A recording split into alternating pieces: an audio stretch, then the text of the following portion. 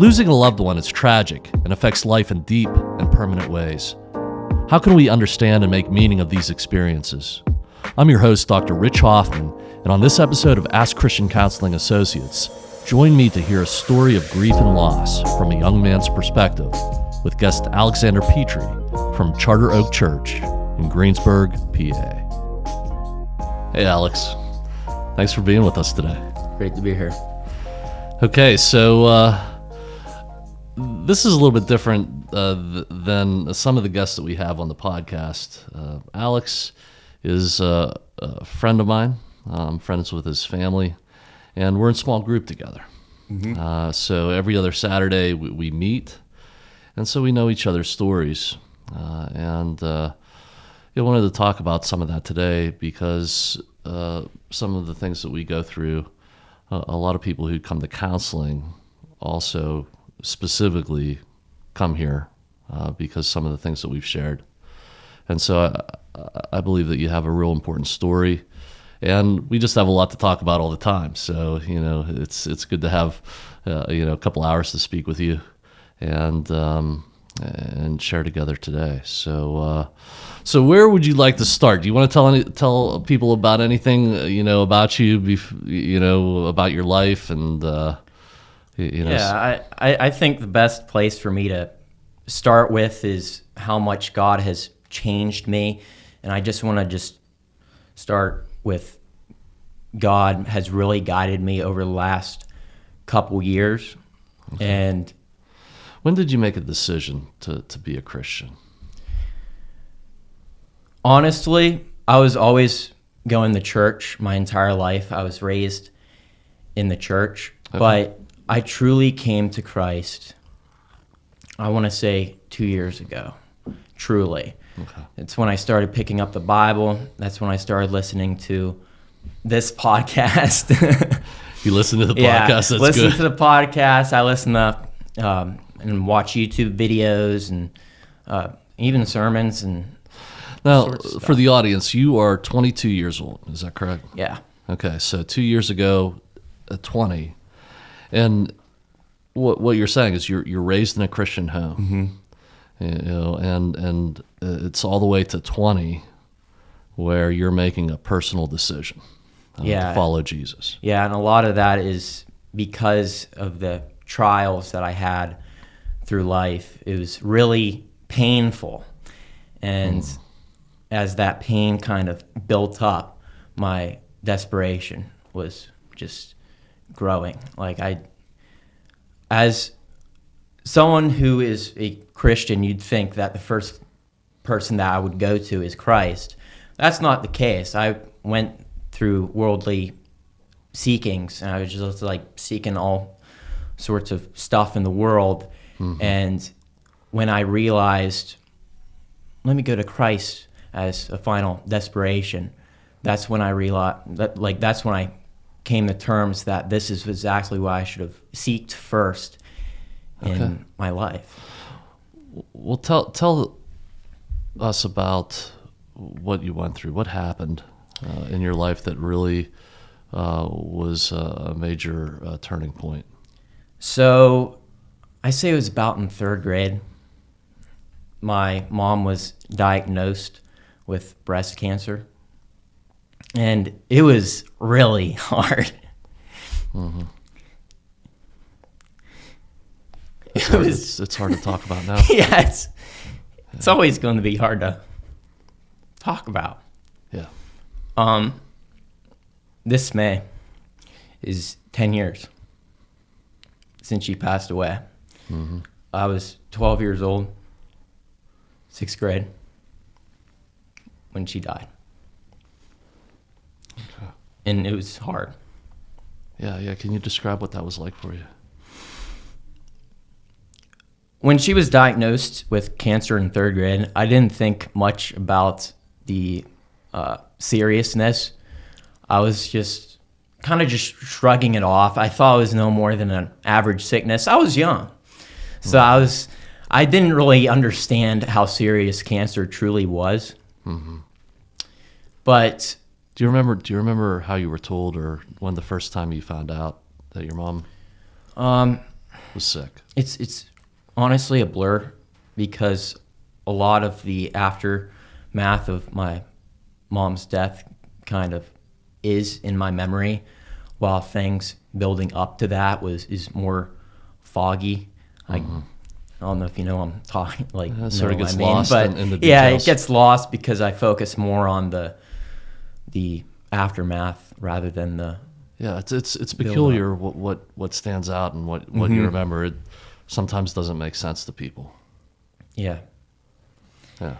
And there was a period in time when she was going through chemo treatment, and the cancer like disappeared or something. They did surgery on her breast, and the cancer was gone for at least like a year. There was no pickup or register of it from what I remember. But it came back, and when it came back, it wasn't near her breast. It was actually on her neck. And yeah, it was scary. You know, I was scared. You remember when she was told that she had a growth come back? Yeah, I remember when she was freaking out. It was in the kitchen, and she was I remember her saying that it was like the size of a golf ball. Oh my.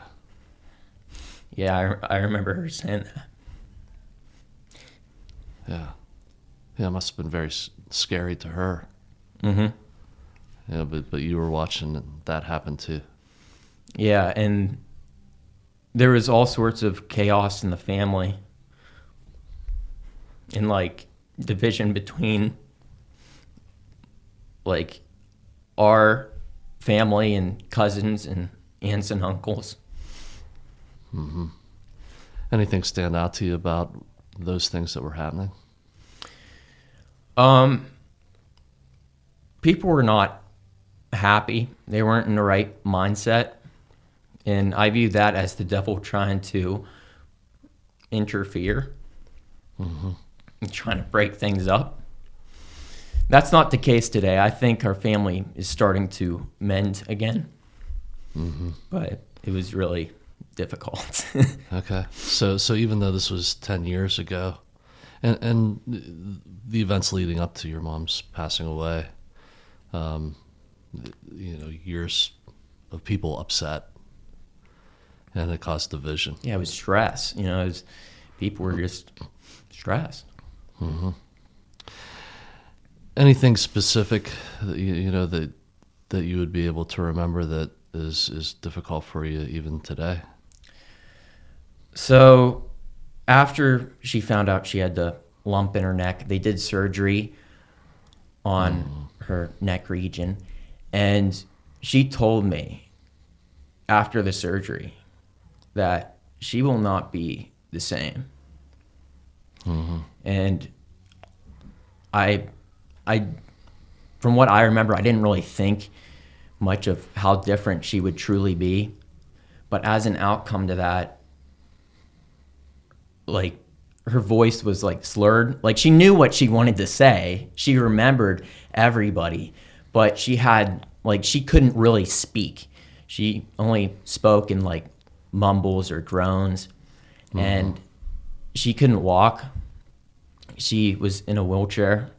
She needed assistance from my dad to have her go to and from the therapy to help her walk and all sorts of stuff. She would be in and out of the house constantly for I want to say like a year, maybe 6 months. And it was a struggle. Yeah, I To witness can that. only imagine, from how you describe your mom saying, things are going to really be different, and then when she returns home, it's dramatically different. And that the person that you knew as your mom had changed dramatically. Yeah. And she had a medical bed in the living room, and she would actually sleep in the living room, and there would be moments where I would lay next to her, and my love for her, it never changed. But it was hard to watch. Yes. My dad, he really helped my mom through the struggles. Like I said, she was in a wheelchair. So a bunch of my dad's friends from the church and he himself, they made a sidewalk in the front yard. And I want to say this front yard was like 30 yards. Like, it was a big front yard. We had no backyard whatsoever. It was a major project. It was just a big front yard. And they spent like, I don't know how long, I can't remember, but to me it felt like a month. Like, it felt forever. But they dug this they dug the dirt up, made this sidewalk. They textured it. They really put a lot of effort into it. And it's me witnessing what my dad did for my mom, that I understand what it means to love a spouse. It's like you sacrifice your day, your time, just to benefit the other person. Yeah, for how sick she must have been at that point, and all the things that had to happen. You know, it's symbolized by this big sidewalk that they had to put in. Must have taken hours and hours, and people coming together to do that. Yeah.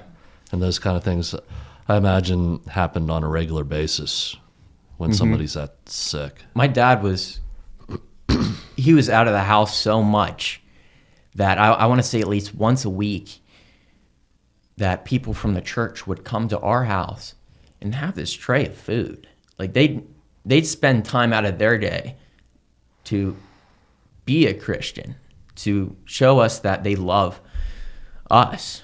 And to me, that's like the perfect definition of what it means to be a disciple of Christ. Just to take the time to help someone else in need, who is in desperate need of care. Yeah.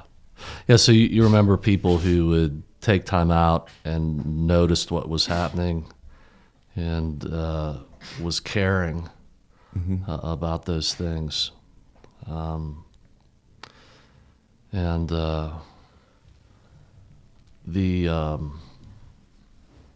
That witness was something you remember fondly. Yeah. After my mom passed away, I started getting into piano. And piano was a way for me to cope my feelings, to put stuff to my ears, music to my ears, and that was my way to cope. Wow. Yeah. So maybe you wouldn't have started playing the piano if all of this wouldn't have happened. Yeah. Originally, my dad bought the piano because he wanted to learn. Because I'm assuming he wanted to pick up a new hobby after my mom passed away, so he could cope. But he then realized that I had more of the want to play piano, and I asked him if I could play it, and he said, "Yeah, sure, go for it." Okay. Yeah. I didn't know you played the piano, but I see you on social media playing the guitar. Yeah, I don't play piano that much anymore. Okay. But so that was for a time. That was for a time, and led to playing other types of music like the guitar and taking interest in that. Yeah.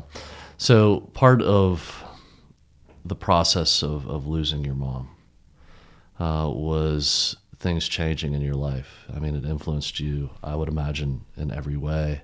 There were some positive things, like things you saw people doing, making good decisions, like, a way to get through this was learning how to play the piano. A lot of times people have negative things that happen too. Yeah. Not only just in the pain that it's obvious that, it's painful to talk about, but, decisions people make to try to do something with that pain. Was there things like that for you? Yes. So, like I said, I went to like these worldly desires. I didn't go to God first, and I watched porn. I started watching porn, and I watched it for years.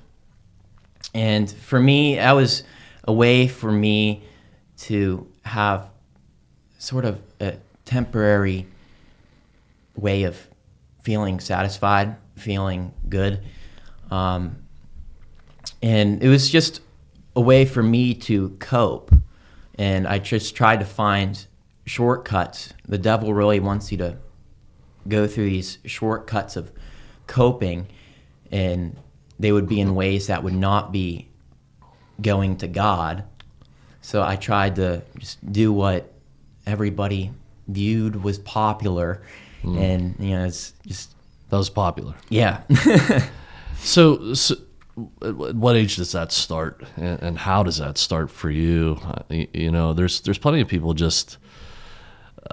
I'm assuming that everybody knows how to access every type of media. Oh yeah. But maybe not. It probably would be helpful to talk about how somebody who's raised in a Christian household, would start to access something like that. Well, I didn't have a cell phone till I was like 15 years old. Wow, that's Yeah. Usually now it's like 9 or 10 or.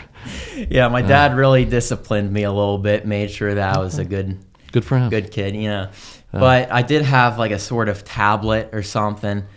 It wasn't in any way for me to access, calls or social media or anything. I typically just used it to play video games. Okay. So you're playing video games on the tablet. Yeah, I played video games, and I watched. How old were you when you started on the tablet? I want to say like 10 years old, maybe 11. So this is right along the time all this stuff is happening. Yeah, and that's how I started watching porn. I'd look stuff up and just... It was just freely accessible. It was accessible. Through the internet. Yeah. Okay. And I would imagine nobody else would know that was happening. I mean, you could see that, get that off the tablet. I tried hiding it. I honestly, I think I did a pretty good job at hiding it. Nobody really questioned or knew anything about it. But if it needs to be hidden, if you need to hide it from your parents, then it's not good for you. Sure. You knew that it wasn't good. Yeah, I knew it wasn't good. Parts of me felt stressed just watching it. Like, what would my dad think if I was watching porn? But it was just a way for me to just cope through the struggles. And now that's something different. That looking through this from a Christian lens, there would be assumption. I feel guilty about it. Therefore, this is a signal that this is not good. This is not going to build up my life. And I would just mention that as somebody who has a PhD in counseling. I graduated from Duquesne University. Mm-hmm. There was always a debate, especially in the higher levels of education, but even straight from a time that I went to college, in the psychology departments, that maybe pornography was something that was good. Oh, maybe. I hear that all the time. Do you? Okay. Yeah, it's a way to relieve stress. It's like, as long it's harmless, and as long as the person they enjoy it, and then there's But like I said, to me it built a sort of stress, but it made me feel good. So it was kind of like, Yeah, and my position has always been, because I always looked at this, through a Christian way, that you are sexualizing, an image of another person, and we're clearly told that is against God's design. Mm-hmm. That kind of relationship is to be real between a man and a woman in marriage.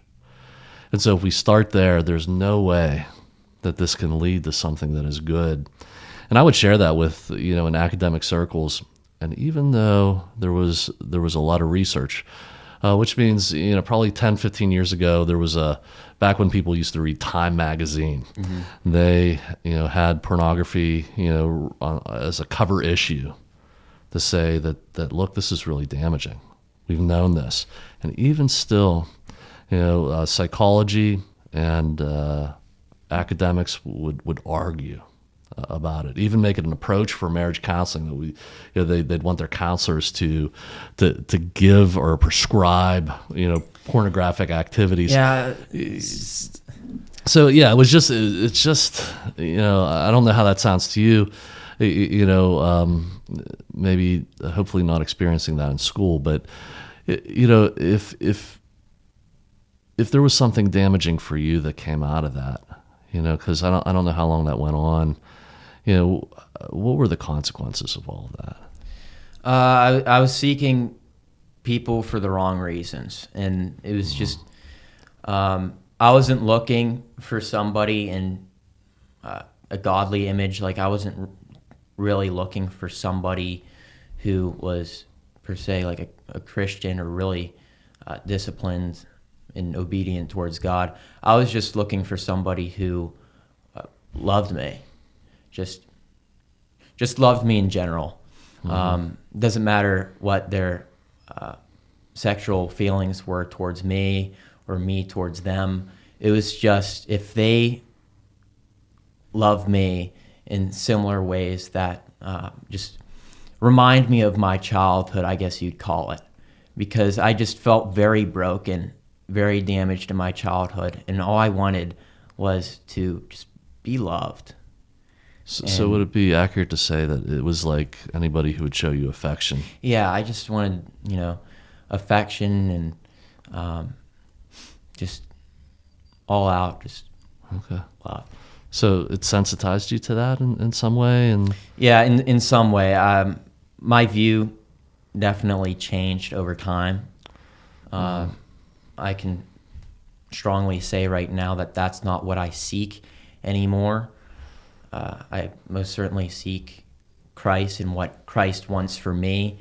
I want something that will benefit, a family of my own one day, benefit my children in the future.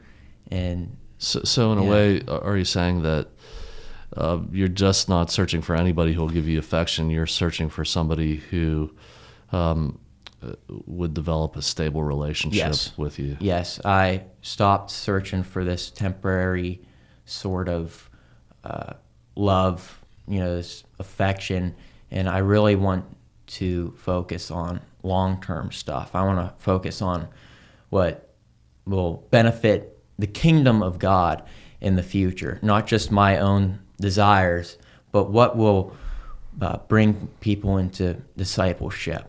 I want to have my children be that of God.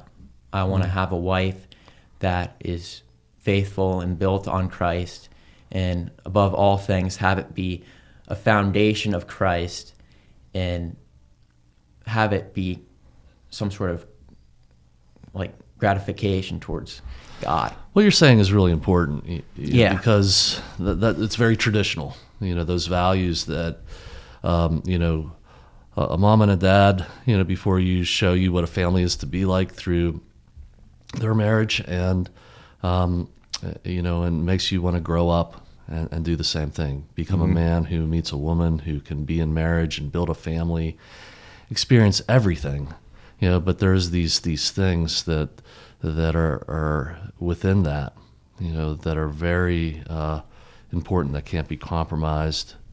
And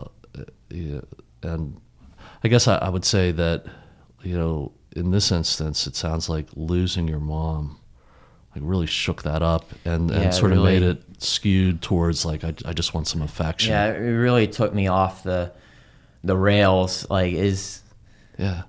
And that's so important to realize. People who are grieving, they can't always pinpoint like, wow, something really like this is a form of me being hurt through this. And anybody that you're connected to, but somebody so foundational as your mom and your dad, losing them has a huge impact. Yeah, and in not having a proper mom and a dad in a home for a short while. My dad did get remarried, but I feel like not being aware of the affection towards my biological mom and my biological dad and them together, it kind of skewed what it truly meant to be a Christ-built family. I guess you can call it that, Yeah. Yeah, it really didn't give you the opportunity to experience it. Yeah.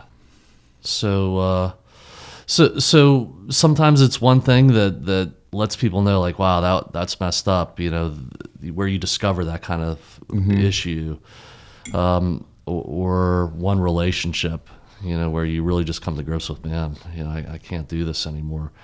Was there something like that for you? It's probably my most recent ex.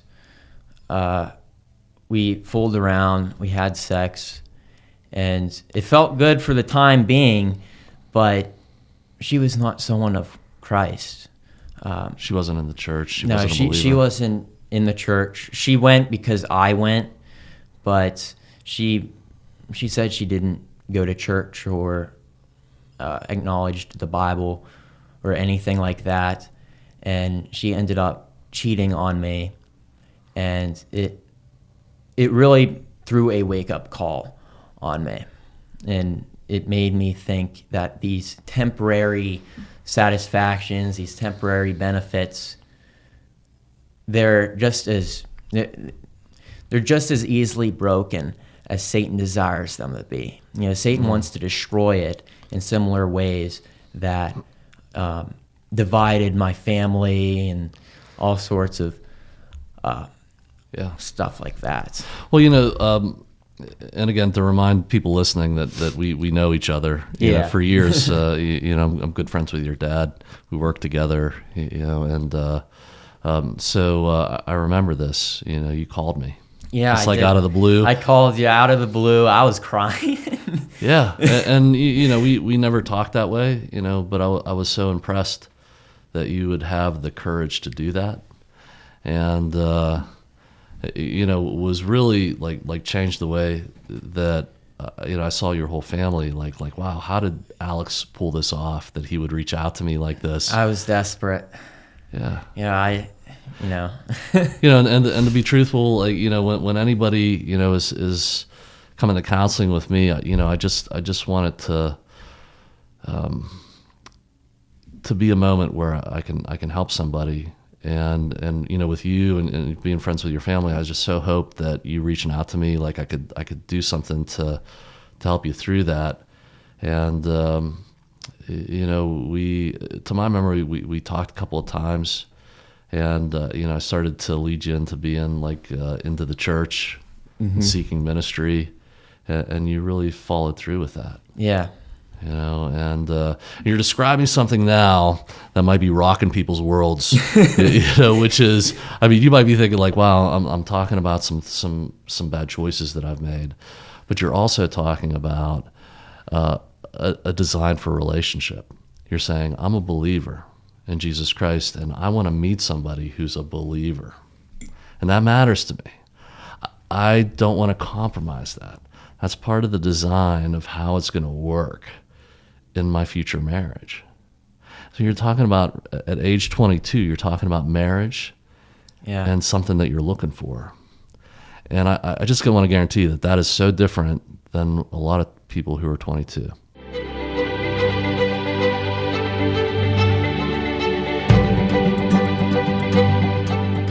Hello, I'm David Collins with Christian Counseling Associates, in particular the Foundation for Christian Counseling. I'm also a licensed professional counselor. Just talk to you a minute about what the foundation does and what we can provide. We strengthen the local communities, the families. We create this foundation. We do that through supporting marriages and marriage tune-up. We do that through supporting individuals in parenting and Christian active parenting. We also our community support, and obviously each of those people are located in the community, and so we seek to connect those folks with our partner churches. We really engage with helping people in those times, in those floods of their life where they're in crisis. And that crisis, we help to point them, we help to shine a light towards the foundation, the rock that is Christ. We really seek and aim to meet those people in crisis, to let them know that we care, that there's a way forward, that we can keep things accessible as far as support and help through the particular foundation grants that we offer. And that is just a bit about the vision and the mission that Foundation for Christian Counseling is after. Your giving transforms communities one family at a time. So that's probably rocking people's worlds, because there's this thing like, wow, we should just trust for all that to work out, and you're saying that you really, your goal is to find someone who matches up on the core beliefs that you have. Yes. And who's in the church, and you know that is part of the design of a marriage. Mm-hmm. and a Christian marriage. And that's really, your mom and your dad, what they had. Yeah, it's really hard to find a good woman these days. A lot of them kind of skew off in their own desires and path. And in the Bible, it says that you need to be evenly yoked, and you need to have someone who is just as ready as you are. And I'm still searching for that specific partner. Yeah, and this is a tough thing for people, young adults, to talk about. But we know is that people are getting married way later now. Mm-hmm. And so they're staying in relationships that are not committed. A lot of times living together, a lot of times developing multiple partners, before they get married. And I think the average age is like 34. Really? Yeah. And wow. it's old. That you get to 34, it's way late to get started on building a family. Do you think a part of the reason is because people are maturing a lot later in life? Or? I think that I've always said that in the church and in society, it's not too much different, and we don't talk about it. But it's like we want people, and this is changing now. So you chose not to go to college. Yeah, I actually did, but I dropped out and realized that wasn't the path. That wasn't the path. You have a solid job. Mm-hmm. You have your own house at Yes. 22. Yeah. And you're earning good money. Mm-hmm. And you work in industry. Yes. You make things. Yep. I make rubber for train locomotive brakes, and I get paid decent. I get paid good, but this all happened and occurred after I came to Christ over the last couple years. Mm-hmm. So it was just... It all come together that way. Yeah, I think God wanted me to have this sort of wake-up call, and as soon as I kind of just gave myself over to Him, He kind of helped me through the traffic jam. Yeah. So nowadays, people are discovering that there's jobs available, skilled jobs, mm-hmm. that pay more than somebody with a bachelor's degree in college, and that was the way it was. When I was a kid, there was tons of industry, and you could get right out of high school and start building work experience, building wealth, starting a family. And people got married when they were 18, 19, 20. I was married when I was 23. My wife, Renee, she was 20. We didn't know anybody else who was married at our age. We had no friends, and still to this day, I have some friends, who are not married. The state of marriage, has been so disrupted. But one way it's been disrupted is we've told people that you have to go to college, which is now not only a bachelor's, it's at least a master's, and then you have to get a job, and you have to get a house and a car, before you get married. And so, how long does that take? Well, it takes an average of like being 28 or 29, which is the average age where people leave the house. So you being at 22 and having your own home, you're way ahead, But the damaging thing in the church is we don't tell people how to get to 18 to 28 or to 32 without making a commitment like that. We just say, hey, you better not get married until you have all these things done. And what I would imagine is people see that as impossible. That if you have normal attractions and desires, you can't hold that off until you're 32. People are going to get into relationships. And I also think that that's a reason we don't have young adults a lot in the church is they do have a sense of guilt about that if they're Christians. Yeah. And so they just stay away. So we won't ask and they won't tell. I also think a big part of what people interpret relationships being is not the commitment part, but they focus so much on the quality part. And they say, I want someone who's beautiful, kind, funny. And then you always get that moment, like a year. You're into the relationship for a year, and maybe their funniness isn't as funny. They might seem more annoying, or they might not be as kind as you originally thought. So your commitment drops because people view the one. People say, I need to find the one. People view the one as someone whose qualities don't change or alter over time. They expect the relationship to stay the same from day one all the way to, age 80. What I mean? Yeah, things change. And it's not that the qualities is the problem. It's the commitment. People don't have the commitment anymore. Yeah. Yeah, so there's things that are more important than these qualities, and you're starting to realize that, and a lot of people don't. Mm-hmm.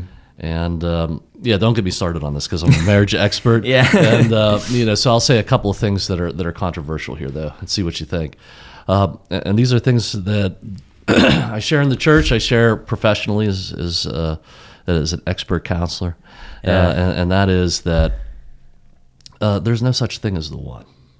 Yeah, there isn't. If you take things back a couple generations, we had, like, in America, what you had is pretty much semi-arranged marriages, where people, you had characteristics that you looked for, and a lot of people had those characteristics, and you wanted to make sure, but there's so many people that you could get along with if you're the kind of person that can open his or her heart that way. Mm-hmm. And that's really unfortunate about what we do today, is because we tell people not to strive to be that kind of person who can make that kind of commitment. I mean, that would be a quality or a characteristic, somebody who can commit for a lifetime on something. And that's exactly what Jesus Christ is. There's a reason why Jesus Christ calls us his bride and himself the groom. And we didn't do anything in, our will to help him out or just... sacrificial giving. Yeah, he was sacrificial. We completely destroyed his commandments and his sort of authority. We didn't listen to him. But Jesus Christ, he's all loving. And he's able to make a commitment like and forgiveness sacrifice. And that, and sacrifice and commitment, lifetime, that he makes to us is a model of how we should be with each other. Mm-hmm. Yeah.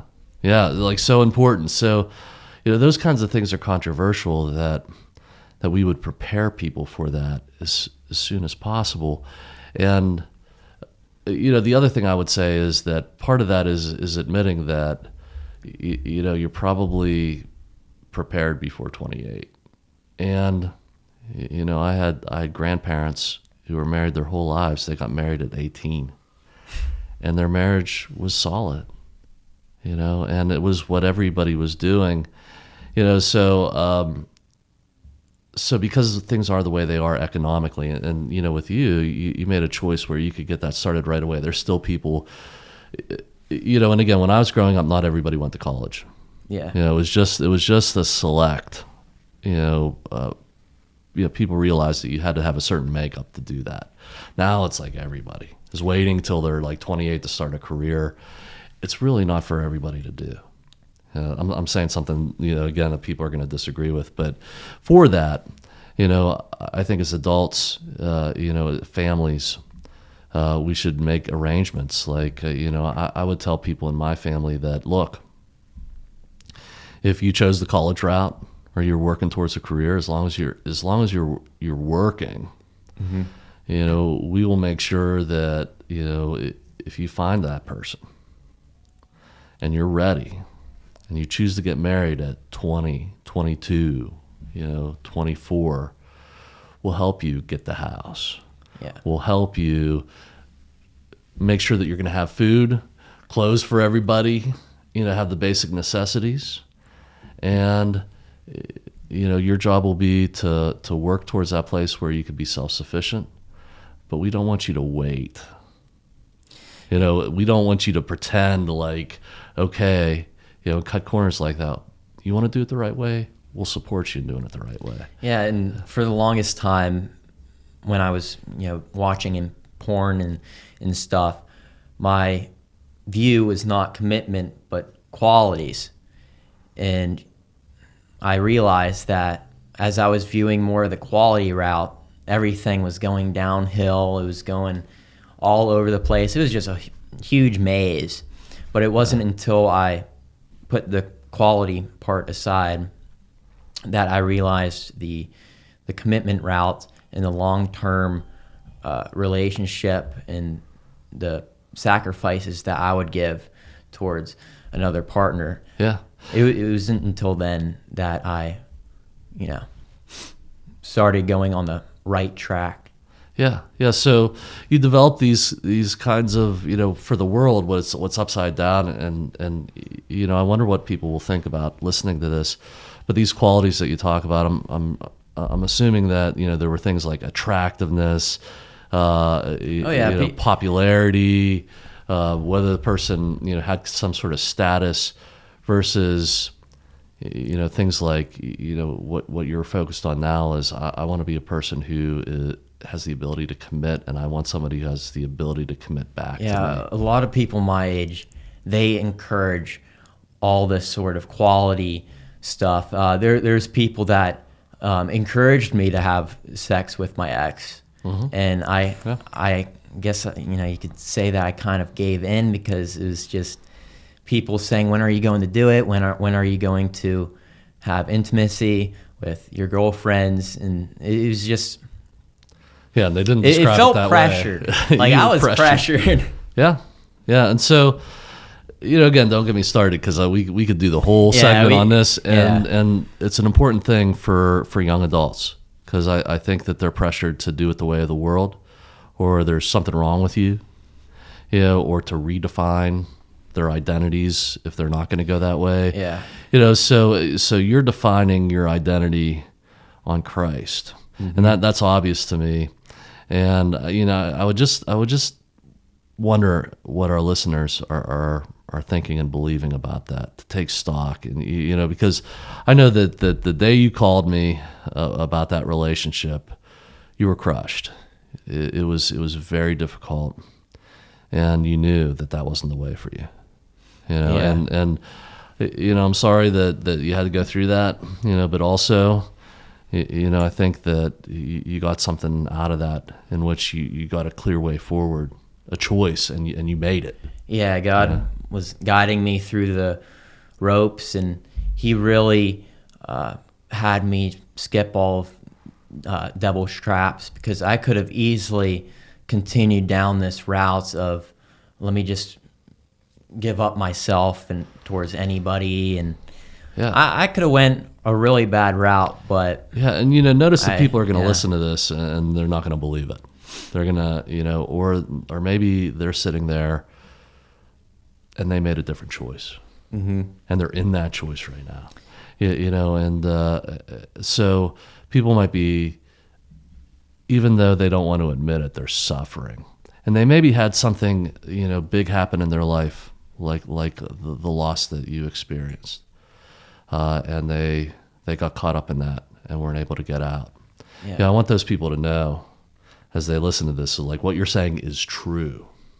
Like you made a choice that that just built your life, and that you're really doing good right now, and that the people out here listening and doubting, I want to say to them, you don't have to live that way. And part of that is you could come here and we could work it out. Nothing is over. You're not stuck in anything permanently. You can start deciding differently today, and wherever you're at, you can make the next right choice. Yeah, and a lot of what got me out of this trap, this whole problem of mine, is I went to a friend, and I hardly knew this kid in high school. I had him in one class, and now I consider him my best friend because I feel so easy. It feels so easy to talk to him. He knows a lot about my deepest, darkest secrets. But I texted him when me and my ex broke up, and you could tell a lot about a person based off of how they respond. So I texted him, and he sent me like paragraphs. He sent me a paragraph, and it was very godly. I knew he was a godly person because I saw his stories on Instagram. And he was fun to talk to in high school, and I felt like he can really help me through the problems that I was facing. Yeah. And I was talking to him, and he said, "Hey, I have this radio show coming up, and it's like a podcast." That's what my friend said. He had this radio show. He's not talking about me, folks. No, it's not him. But my friend Ryan, I'll just say his first name. My friend Ryan had this radio show, and it was a little political, but it was very founded in Jesus Christ and in faith.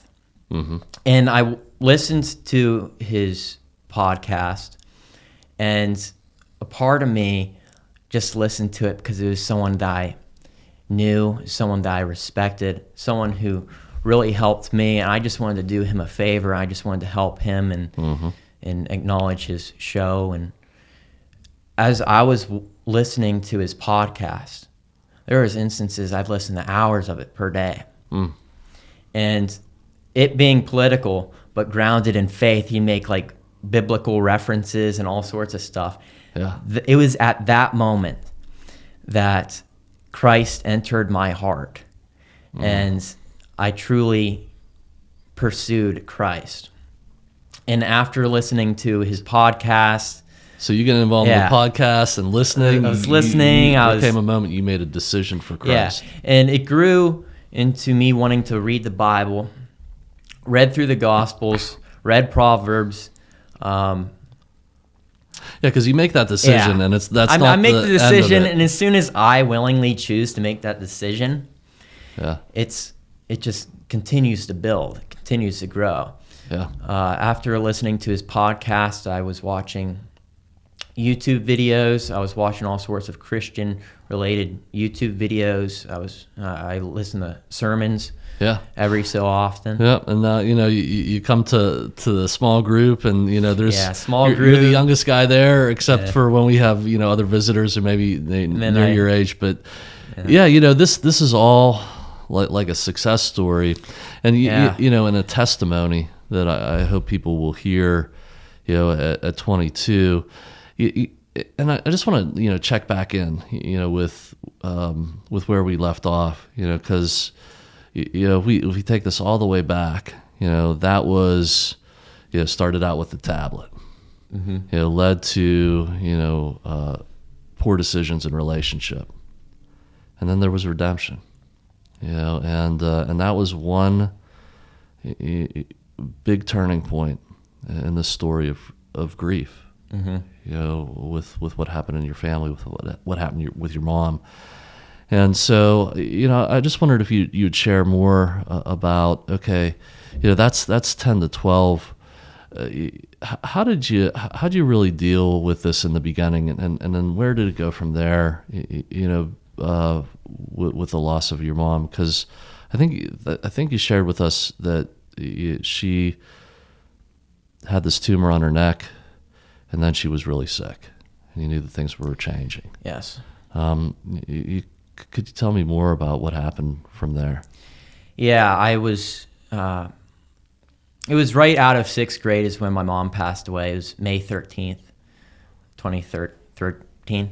Okay. May 13th, 2013. You remember the day? Yeah, I remember the day. And just on a quick note, a lot of people view, the tragedies in life. But if you go on the calendar, my mom passed away the day after Mother's Day. Oh, my. And a lot of people say that's tragic. But I view that as God blessing me to spend time with my mom on Mother's Day before she passes. So you had one more Mother's Day with her?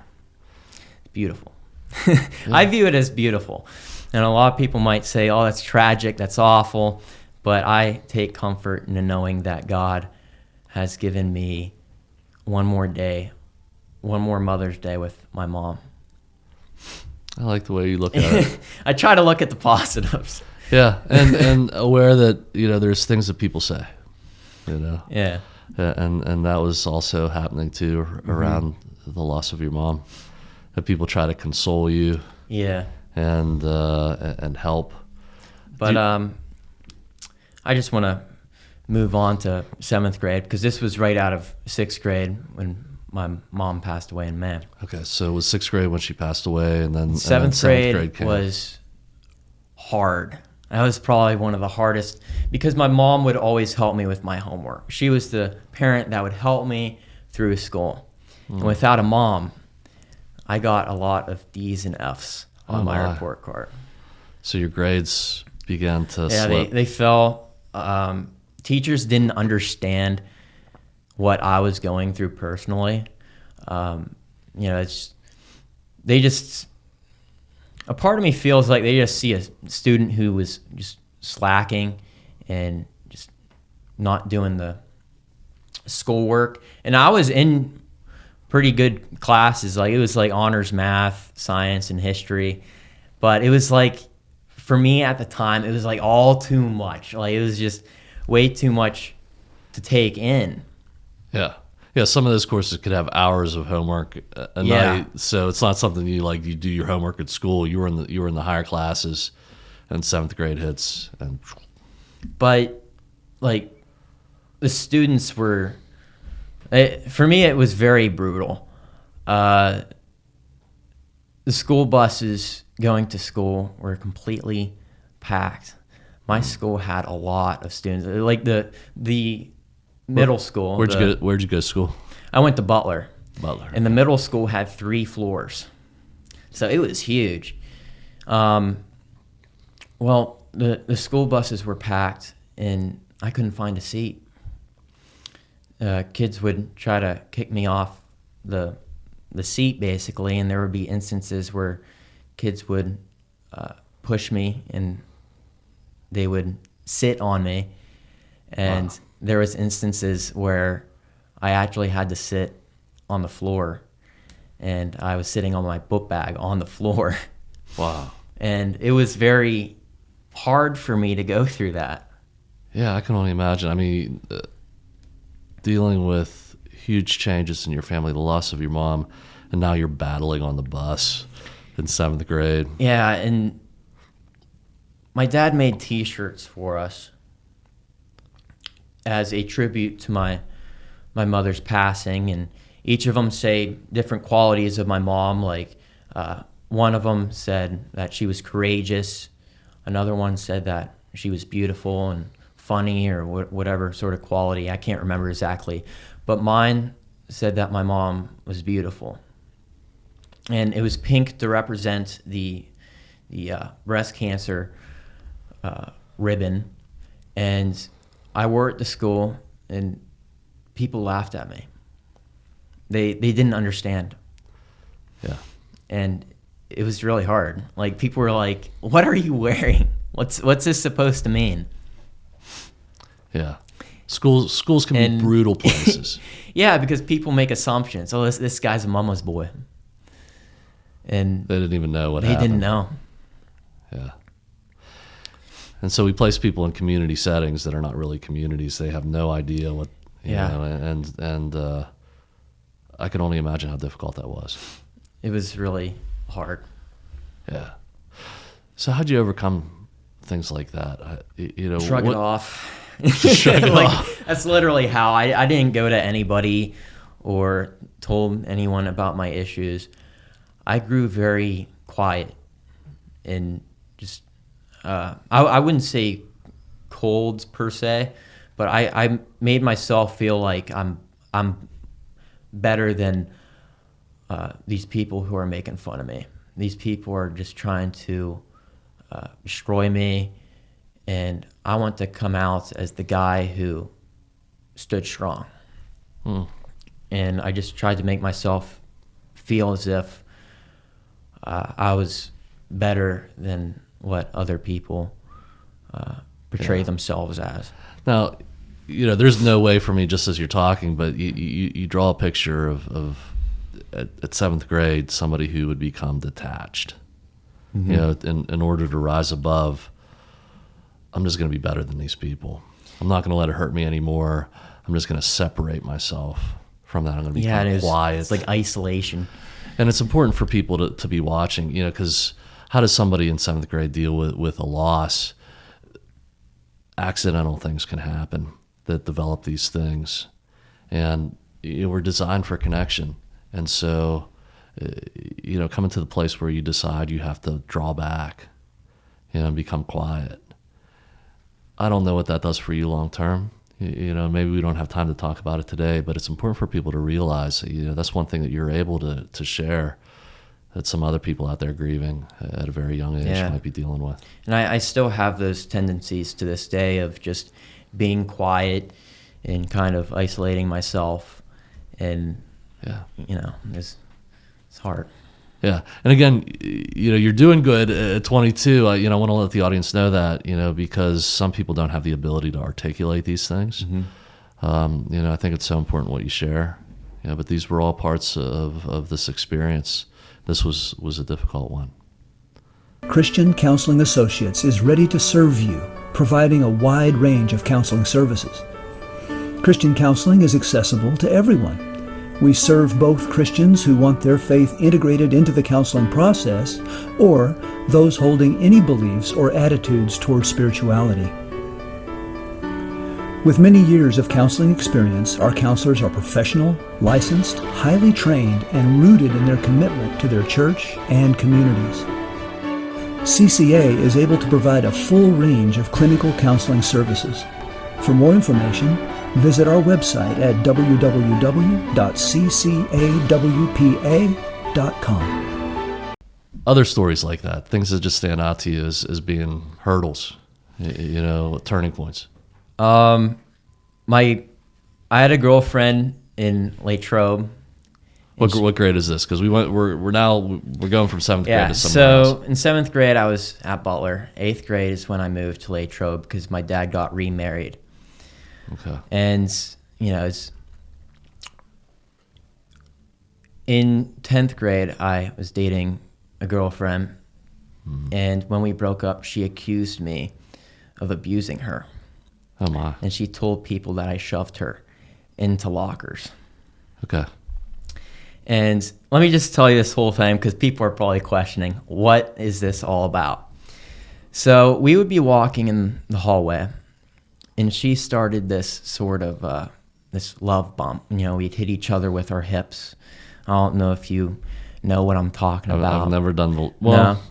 Maybe a couple times. But, we bump hips. Yeah, It's a playful bumping of hips. But we did that, And Energetic teenagers. you know, we started doing that at the lockers. And when it started annoying her, I continued to do it, but I wouldn't say that I tried to harm her or even remotely hurt her in any way. I mean, it was just a soft bump, but I'm assuming that I annoyed her to the point that she just didn't want to date me anymore, and she broke up. People asked why, and she told people that I shoved her in the lockers and I pushed her, and people they portrayed this certain image of me. This kid's no good. He's a bully, is what a lot of people tried to portray me as. He's abusing women. Yeah, I'm abusing women. You know, it's no. And you were at a new school, pretty much. I mean, Yeah, you didn't grow up in new Latrobe. school. It must have been devastating. And, yeah, it really impacted me in high school. And I couldn't even go to the lunchroom because my friend group was the friend group that my girlfriend was in. And So you lost all those yeah, friends. I lost all my friends for a certain period of time. And in that time, instead of going to the lunchroom, I went to the band room. And I practiced playing guitar. And I can argue right now that that's why I had such a passion to play guitar and why I was so good. Yeah. It was a way for me to cope, just as the same as me playing the piano. It was just not to cope over my mother, but rather these accusations that people were throwing on me in high school. And at each point, I really see that you developed a way, you made some choices, you were blessed, to have some outlet that helped you. Yeah. So in this instance, you can't go to the lunchroom. There's nowhere for you to eat, so you had the ability to go and play guitar. And the only thing that I would bring up that I think about with these stories is that there's people who go through similar things that have no outlet. Yeah. They get backed into a corner, and like these things are happening all over the place, where people just freak out. That's how intense what you're describing is. It's important to find a hobby. Yeah, because I mean, something that just relieves that pain. I mean, it's important to realize too. This is not just like, this thing happened with your girlfriend. Now, what is a serious accusation? Yeah. And breaking up and the things that happen, and people who are maybe not mature enough to even get into that kind of dating relationship. But at the same time, your dad is remarried. Yeah. And you've moved. Like all these huge changes. A bunch of new changes. Yeah, And so I can only imagine, how those things were. But you describe it like, hey, I dealt with it. Like, I learned how to play guitar. You're not saying like I was the happiest kid in the world, but you really were resilient in those things.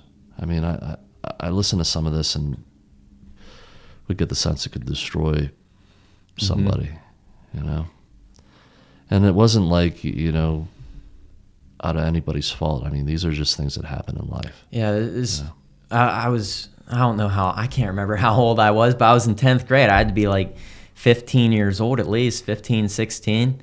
And, there's mistakes that I made, but also accusations that were overblown by other 15, 16-year-olds. And, things just escalated when I feel like they could have been easily avoided if everybody was just in their 30s. Yeah. And let me tell you, now that you're in adult land, adults act this way too, for sure, in their 30s, 40s, 50s. You get into this family dynamic where what you're describing that I believe was really important, and I'm sure that you have some stories that contradict this, but you had people who are intentionally loving in your family realize the gravity of the situation, and we're providing repairable moments, healing moments, and supporting you. I definitely. Yeah, there's people that don't change. I work with a bunch of. No, I'm just joking. Well, but that's the world, But there is growth in certain areas that I could look at somebody and say this person's most certainly not acting like someone from high school. Some people change and some people don't, but not everybody's obnoxious and just completely. Yeah. You know what I mean? Yeah, so because high school's like a jungle. That's a very, nice, not nice, kind way to look at people, forgiving, and maybe past the scope of our meeting today to understand how that develops through all this. But you really picked up a lot of stuff, from having to go through these things, and that was a big deal in 10th grade. Yeah, me and this girl that accused or just said that I pushed her, we're friends on Facebook. We're still friends. Friends now? In fact, whenever I got cheated on by my most recent girlfriend, that girlfriend from high school actually picked me up and we went for a drive just to talk about it. So we still get along. I forgive her. Yeah. But it's like... Yeah, and for everybody out there who's maybe thinking this went another way, you would say that to our audience to let the community know, like, there was reconciliation. She trusts you. Yeah.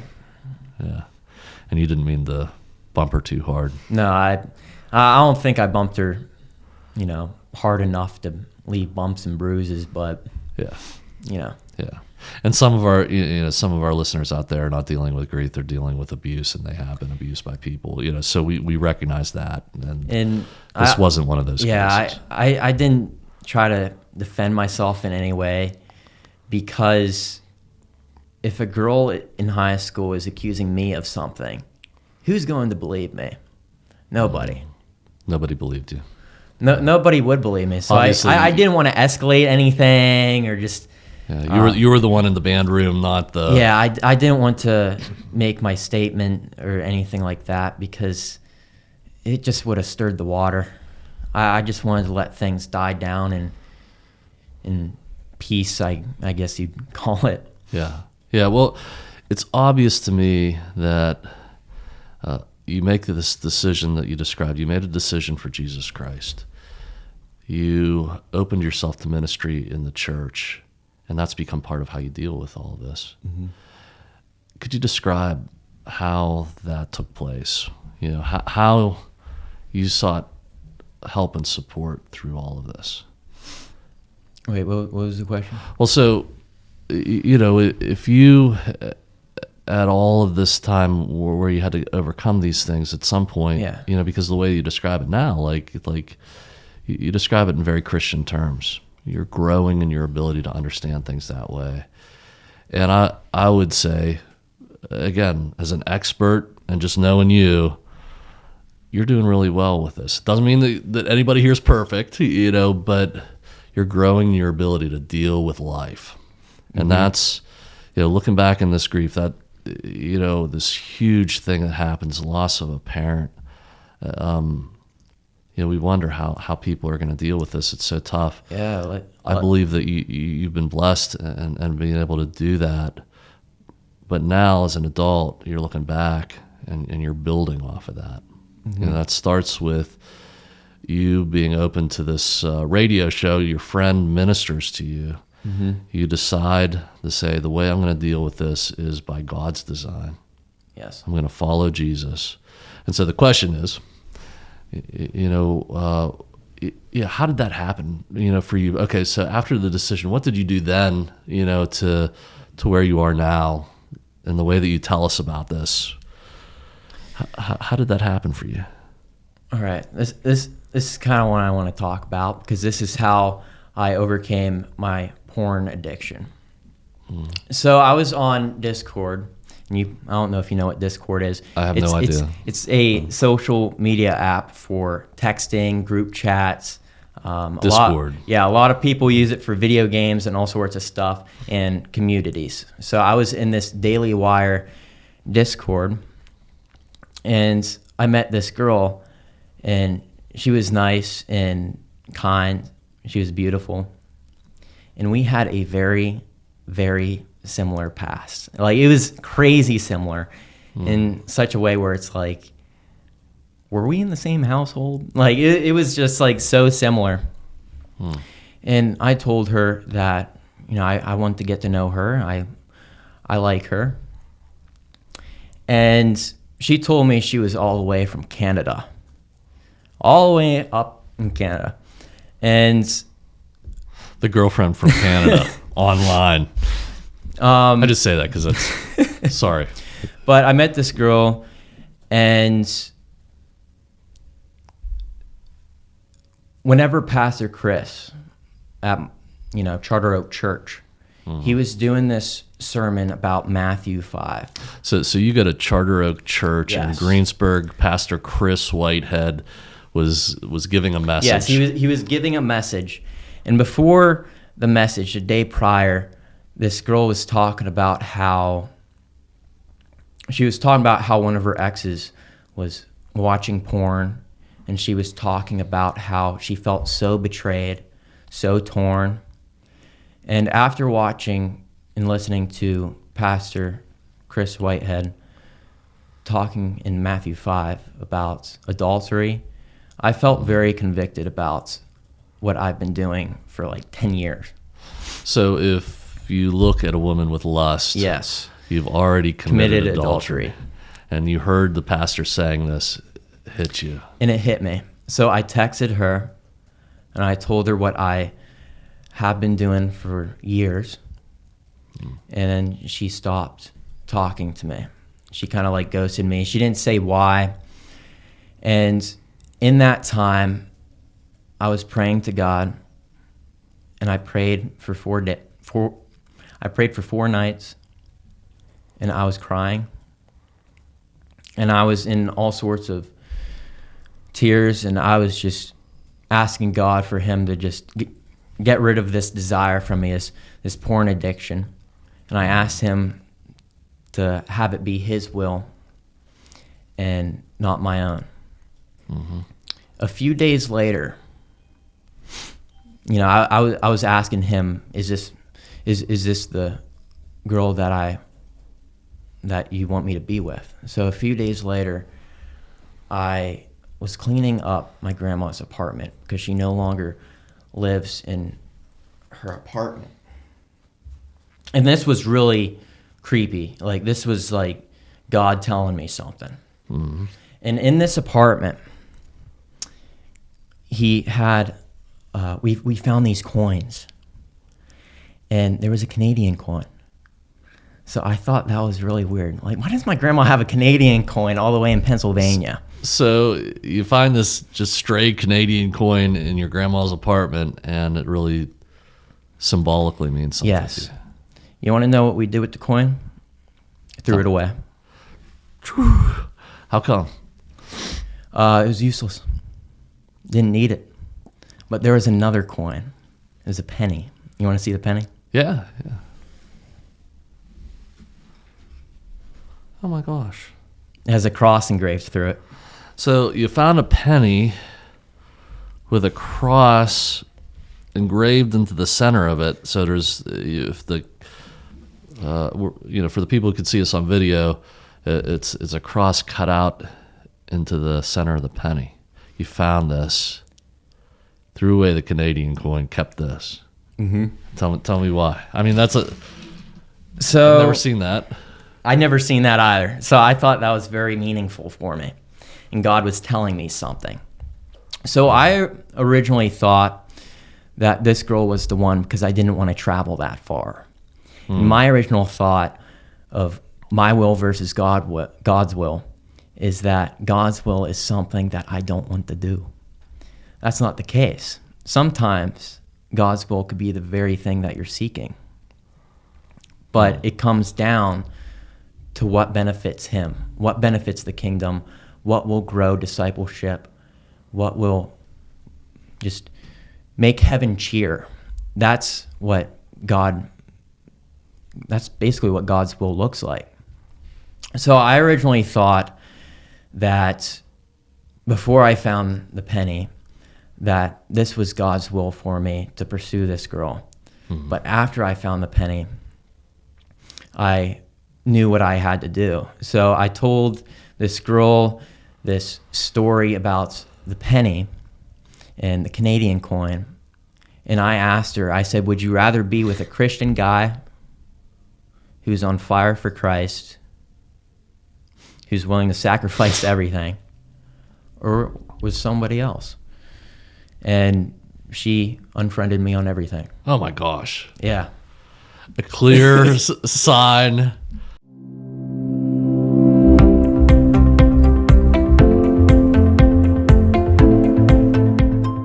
In researching out different places to go in my internship, I've been in a pastoral position for many years, and I have a lot of experience coming in, but not in the counseling profession. So coming here, I was able to integrate my faith and my biblical principles into the counseling practice in an environment that was very supportive and encouraging. I was able to use the techniques and the modalities that I learned in my counseling school as evidence-based practices and have the faith integrated into those. And that was so important to me because my faith informs how I live. So this was a necessity for me in my internship and in my future to be able to put that into my practice. In the internship process, it's a wonderful opportunity to grow and expand your knowledge and put into practice what you've learned. My experience has been wonderful. It's been a great, awesome experience. I feel supported. I feel encouraged. I feel that I'm given opportunities to grow further in my career and in my faith also, so that's very important too. I've had a great experience at Christian Counseling Associates. You can too. Come grow with us.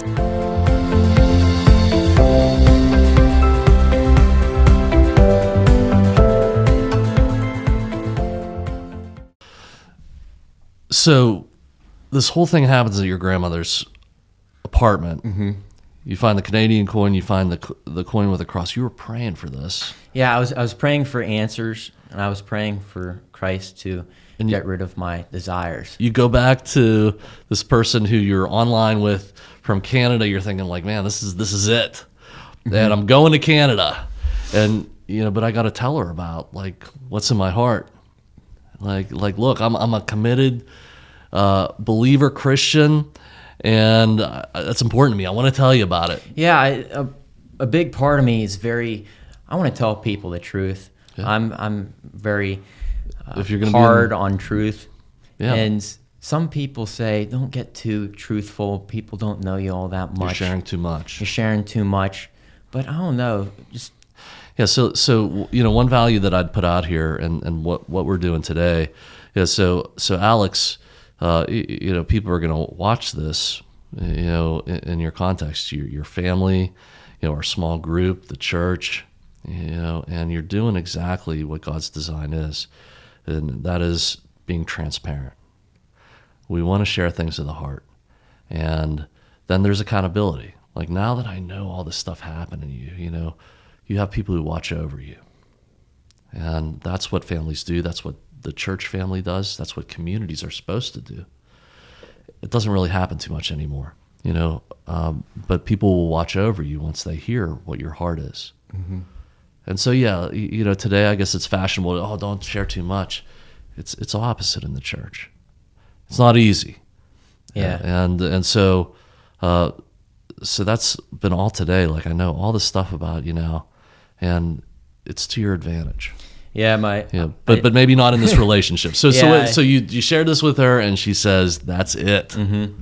I texted my friend Ryan just to come back to the truthfulness. My friend Ryan was just letting me know if I was to speak brutal truth, my enemies will use that against me. And I texted Ryan back and I said, if they attack me for speaking nothing but truth, then that's the devil telling me that God is very proud of what I'm doing. Yeah, you Like want he's God very, to be proud of you. He's very, can't think of the word, but he's very happy that I'm sharing my experiences. I'm glad too. You know, again, I would say that's what we encourage and train people to do here. That the transparency and accountability process is key to overcoming life challenges and trusting people and being in relationship with people that way. That's a very counseling-like relationship. Yes. It's healing. You know, so you prayed about this. You know, the Canadian coin and the penny with the cross comes up, and to you this means I need to be transparent with my girlfriend and see if she values this, that she can accept this. She was never a girlfriend. We were just talking for like 2 months or something. So it was just like online yeah, relationship. Yeah, we knew each other for like 2 months in the chat, but we haven't really started talking till like I want to say like 3 weeks around there. We voice chatted and we talked. Yeah. But Yeah, so there was some things that obviously, like big things that came through prayer during this time. yeah, Tell me about that. I prayed for God to get rid of my desires. And just like that, the Spirit just took hold of me, and I have no desire to watch porn at all. You know, I haven't watched porn in, I want to say at least a month. Oh my. Well, you know, what you're saying is also people are going to doubt this. You know, that you had a habit, something you do all the time, and you have prayed this, you know, to be lifted off of you, you know, to know what to do with it, and you experienced just like a snap of a finger that. Yeah, it literally felt, I don't think I've ever experienced anything like it before. Yeah. It's just like, I don't even think about it before bed, like at all. It's just completely gone. Yeah. Yeah, well, you know, and what I would say about that is, I like to tell a story. When I was 19, I went to a Billy Graham crusade, and I clearly heard God speak to me that I was to give my life to Him. And Billy Graham was calling from, I was at that time, Three River Stadium, and calling to come down to the altar and give your life to the Lord, and I did. And I experienced that in an instant, my mind had changed. And everything that I knew in my life was that I had set as goals and things I was involved with, I knew was wrong for me. However, it took a long time for those things to change, like to get myself out of that. And that's also an experience that people have, you know. So I believe, you know, that snap of a finger, you know, in psychology and learning about, like, there's nothing else. There's no medication. There's no intervention counseling.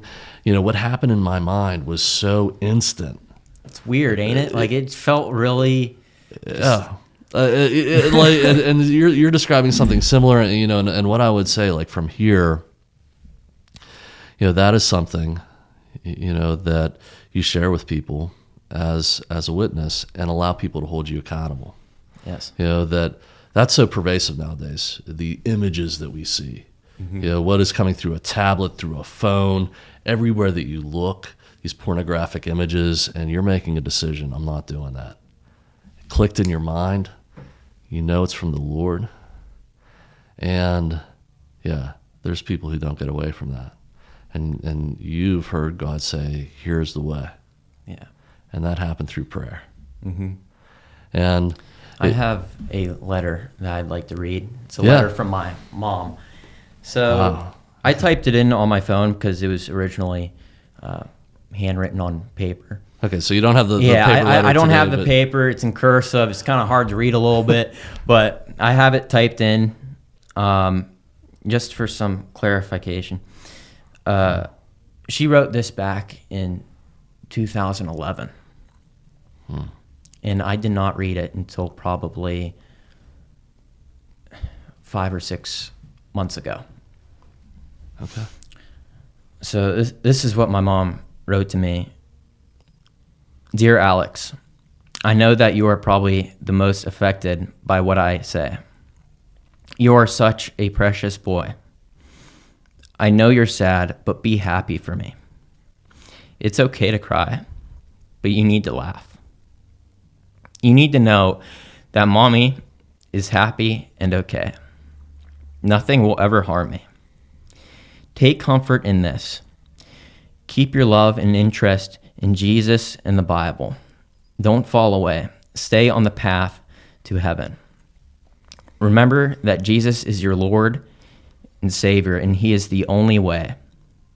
I need you with me in heaven forever. Remember all the things that you and me talked about doing. I know your heart, and I believe you will lead a lot of people to Christ. So be strong.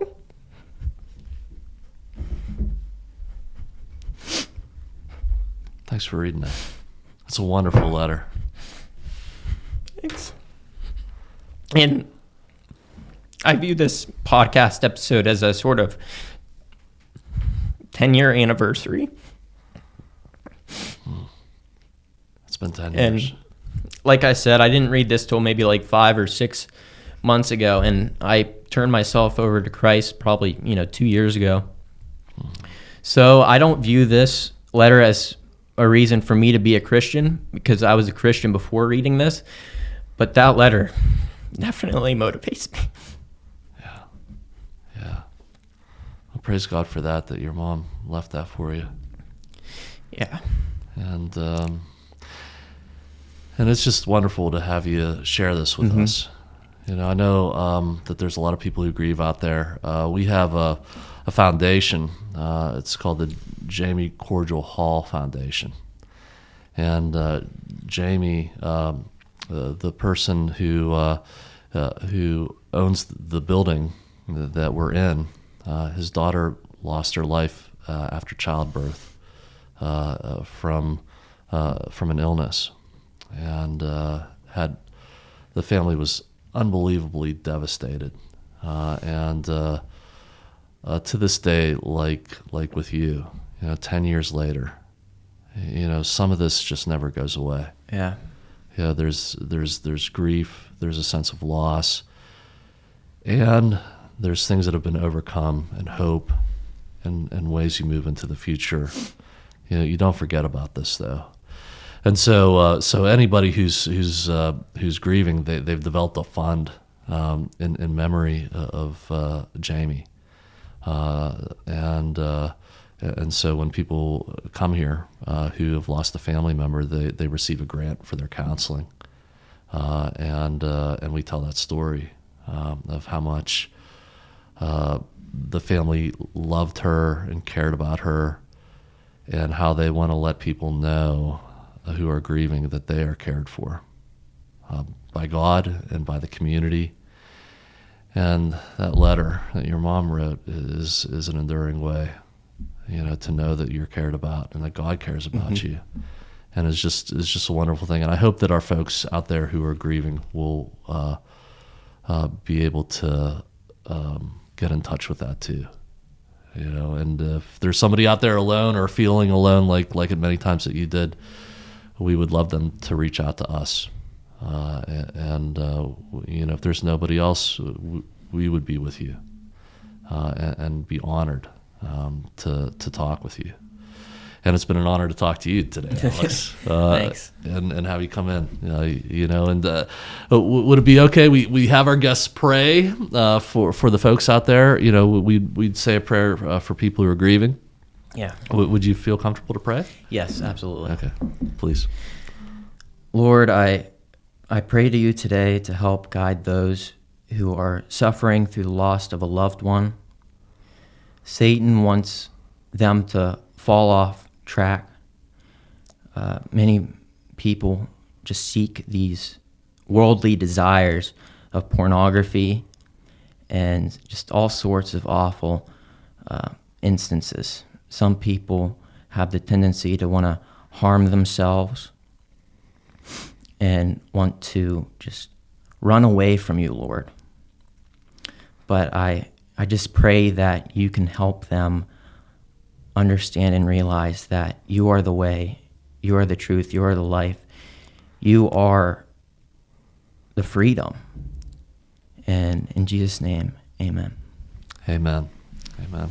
Thanks for being with us today, Alex. Thank you for sharing. It's an honor.